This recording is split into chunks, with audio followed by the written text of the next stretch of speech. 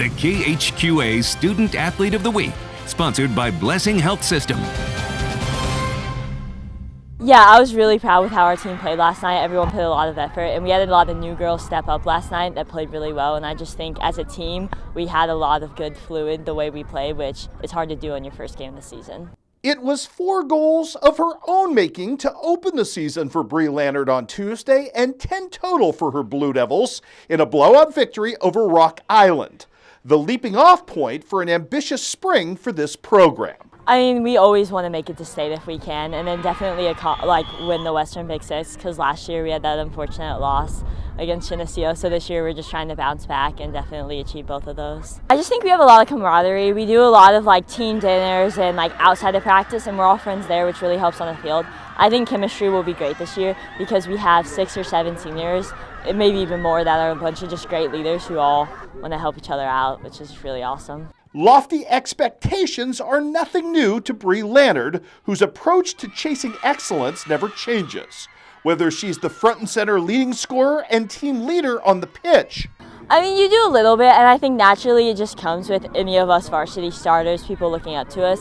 But I think just in general, we've tried really hard in the preseason to make a connection with the younger girls and make sure it didn't matter what grade you were, that we were just one team. Or as a rotational role player with a critical niche to fill on the hardwood.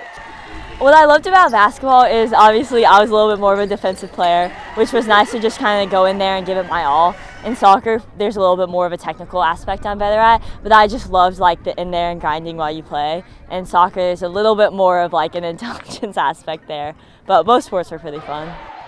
Nowhere is her drive more evident, though, than in the classroom, where Bri carries the second highest GPA in her senior class, and a tremendous aptitude for numbers. 100%. I think part of it in the classroom is just kind of always competing with myself, just trying to get the highest grade possible.